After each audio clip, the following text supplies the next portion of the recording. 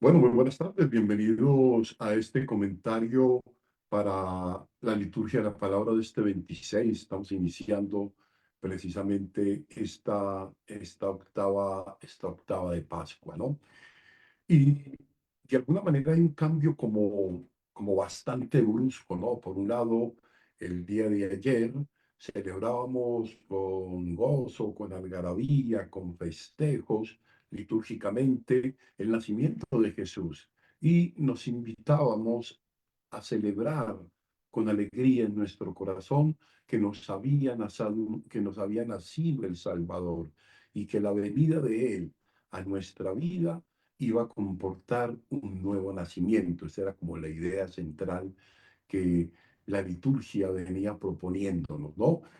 Y parece ser que aquí acaba la poesía de Navidad y después de celebrar el nacimiento del Hijo de Dios como hermano nuestro, como ese verbo hecho carne entre nosotros, nos encontramos hoy con el martirio, con la ejecución del joven Esteban, ya que ese niño que ha nacido en Belén, nos vamos a dar cuenta que es el mismo que por fidelidad a su misión será quien sea crucificado en la cruz para salvar a la humanidad, quien dará libremente su vida por la salvación de todos, ¿no?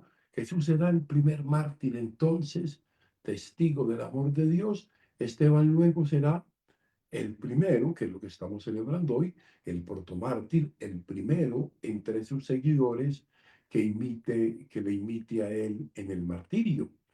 ¿Quién era Esteban? Yo creo que cuando hemos leído, por ejemplo, la, el libro de los Hechos de los Apóstoles, se nos habla de Esteban como un diácono que fue instituido junto con otros 6 compañeros para cuidar la organización de la caridad de la comunidad cristiana, de la que había algunas quejas y que los apóstoles, pues, por su misión de anuncio de la palabra, a veces no tenían los tiempos para garantizar un poco la equidad en la distribución de los bienes y había una queja de las viudas griegas que decían que estaban siendo descuidadas en este servicio, ¿no?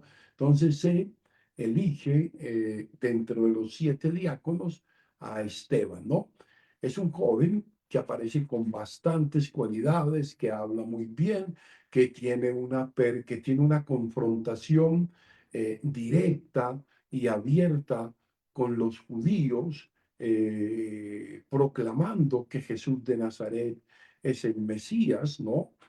Y este discurso de Esteban frente a las autoridades judías, de alguna manera, pues va marcando como ese distanciamiento entre el judaísmo y lo que va siendo el cristianismo naciente. El cristianismo se va desarrollando y de una vez esta afirmación, esta confesión de fe de Esteban, que Jesucristo es el Hijo del Dios vivo, el Mesías, es la que produce la ira, el enojo no controlado de las autoridades, quienes proceden a ejecutar a través de la lapidación a Esteban, y sobre todo, pues, porque Esteban los exaspera, digámoslo así, diciéndoles que está viendo a Jesús de pie a la derecha de Dios Padre. O sea, esa proclamación de Jesús como el Mesías, que en este caso, pues, tiene unas consecuencias muy complejas, como es el dar la vida, como es el someterse a la lapidación, que es una pena bastante triste. Esto le lleva a la muerte. Y su mensaje era incómodo, eh, así como se deshicieron de Jesús en su mensaje también incómodo, a él lo apedrearon hasta la muerte. Bien interesante que este joven aparece como uno de los grandes discípulos, imitadores de Cristo, un diácono que tenía por oficio el servicio a la comunidad, además de la predicación, que decían que era un hombre muy bien preparado, en la doctrina tanto judía como en el conocimiento de la experiencia cristiana. Eh, y yo creo que es bien interesante esto, un gran servidor de la comunidad que trataba de servir a Jesús perdón, de servir a Jesús mirándolo a él. O sea, el modo como él sirvió era eso que resumía San Pablo en esa exhortación en la que decía, tengan los mismos sentimientos que Cristo tuvo, esos mismos sentimientos que incluso le llegaron a dar la vida y a mantenerse firme en la verdad. La ejecución de Esteban es un, es una es una negativa a la verdad, o sea, todo lo que signifique verdad va a ser rechazado, va a ser puesto como enemigo y finalmente, como en el caso de Esteban, ser eliminado. Celebramos este martirio de Esteban, pero la iglesia, fíjense que es otro detalle interesante, celebra el día de la muerte del santo, es decir, el dies natalicie, ¿no? Bien, el dies natalis, perdón, el día del verdadero nacimiento, no están lejos de la fiesta de ayer, un nuevo nacimiento. Cuando se nace a la vida eterna, es cuando se propone la vida de los santos. No es cuando nacen, sino cuando están en ese encuentro definitivo con el Padre, ¿no? Eh, Cristo, de esta manera, anuncia a sus seguidores que van a ser llevados ante las autoridades que les van a perseguir. Y muchos de ellos van a pensar que están rindiendo un culto a Dios eliminándoles. Muchos enceguecidos ya por una actitud fanática van a pensar que están siendo fieles al Dios verdadero y que por eso los están eliminando. Pero no tienen que temer, o sea, el Espíritu es el que les inspirará lo que deben decir. O sea, hay miedo, pero fíjense, eso que inspiró el Espíritu a San Esteban el día del martirio, cuando cae de rodillas y bueno, y lanza esa expresión que recuerda la misma que Jesús hizo en el momento del dolor de la cruz. Padre, no le tengas en cuenta este delito que equivaldría a la que Jesús decía, Padre, en tus manos, Padre, perdónalos porque no saben lo que hacen. Esta página fue escrita cuando ya la comunidad cristiana tenía la amarga experiencia de los martirios, por ejemplo, el de Santiago también. Pero la persecución la experimentaron todos, todos experimentaron el asedio de ser cristianos. Ser cristianos significaba poner en peligro la vida. Pedro, los apóstoles, Pablo en sus muchos viajes apunta a los sufrimientos, a las cárceles, apaleado, sufriendo naufragios, en fin, en muchos momentos. Y sin embargo, Pablo es el también de la interesa misionera, de esa que no es fácil y que no todos seguramente que no todos pueden ejecutar en su vida cristiana a la manera de Pablo, ¿no? Ese, ¿quién podrá apartarme del amor a Cristo? La persecución, el cautiverio, la muerte, el hambre, el frío. ¿Qué me podrá apartar? Nada me podrá apartar del amor de Cristo. Y el primero, ya en este orden, Esteban, también aquí en la Navidad, apunta a la Pascua con su gran decisión de entrega y de cruz. Es para Cristo y para sus seguidores. Es la Pascua, es el momento del encuentro definitivo con Dios. Ahora bien, estas consecuencias, las consecuencias de la Navidad, podemos decir pues que son inesperadas. O sea, de la alegría de Belén y del Dios con nosotros, pasamos a la seriedad del testimonio de vida por coherencia de la fe, por querer ser coherente, por querer estar íntegro en la fe, se asume incluso la posibilidad del martirio. O sea, no se busca el martirio, de hecho, en uno de los sermones San Agustín va a ser claro, al mártir no lo hace la pena, sino la causa. O sea, yo no me voy a hacer matar, yo no voy a ser imprudente, no.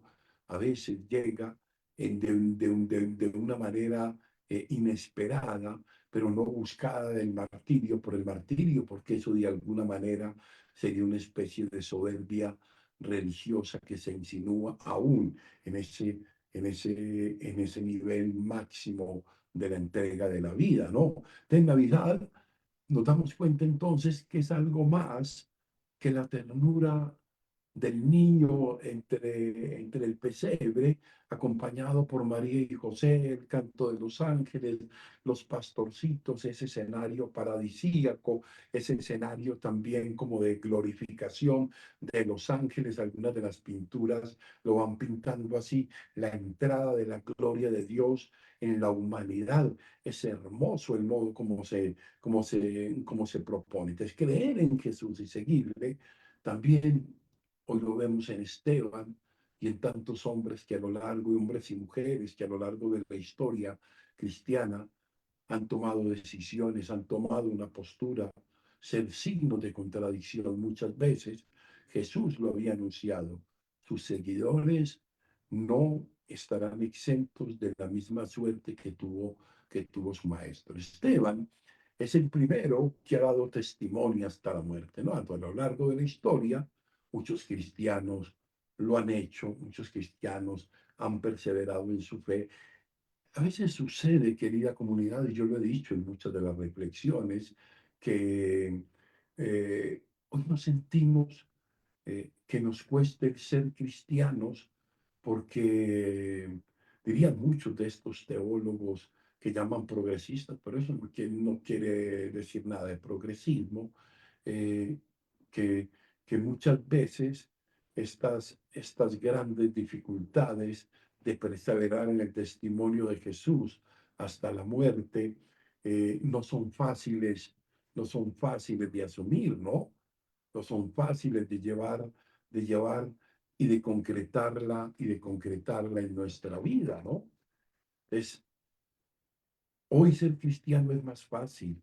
A veces decían algunos, somos cristianos por una partida de bautismo, pero cuando nos toque o nos toca dar postura sobre la justicia y la paz, sobre situaciones que puedan poner en peligro o complicar mis intereses y mi integridad, quizás no hemos llegado a ese punto, ¿no?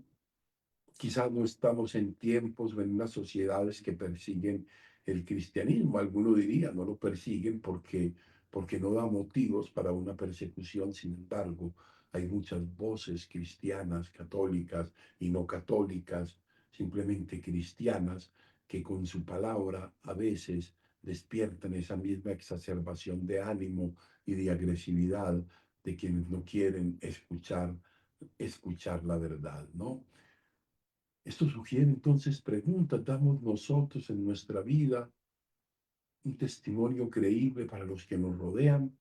Se nota que llevamos una vida cristiana en nuestra voz profética, alzamos nuestra voz frente a las grandes injusticias o nos echamos atrás por cualquier esfuerzo que nos suponga la fe en Cristo. Es muy complicado esto, ¿no? Sabemos nosotros también, es que esto es bien interesante, creo que esta última parte sabemos nosotros hacer nuestras las últimas palabras de perdón de San Esteban, el ejemplo de Esteban, la imitación de Cristo. Muere perdonando, morir perdonando es una lección para nosotros. Sabemos nosotros, Señor, perdónanos porque no saben lo que hacen, o como decía, o como dijo San Esteban, perdónanos, Señor, no les tengas en cuenta este pecado. Están ciegos a la verdad, porque yo no tengo miedo a la muerte, yo voy a dar mi vida y estaré junto a ti, que es el más grande anhelo, pero te pido por ellos para que ellos conviertan su corazón. ¿Somos capaces de hacer esta oración? Yo creo que nos queda este fin de año, en la octava de Navidad, para decir eso mismo, Señor, perdónalos porque no saben lo que hacen, Señor. No les tengas en cuenta ese pecado, el perdón, como liberación de la propia esclavitud, del propio enojo, de la propia ira, ¿no? Pidámosle pues al Señor hoy que por intercesión de San Esteban permita que cada uno de nosotros pueda tener un gesto de perdón auténtico en su corazón y pueda con el año nuevo y con el nacimiento de Jesús una vida nueva. Gloria al Padre, gloria al Hijo y gloria al Espíritu Santo. Amén.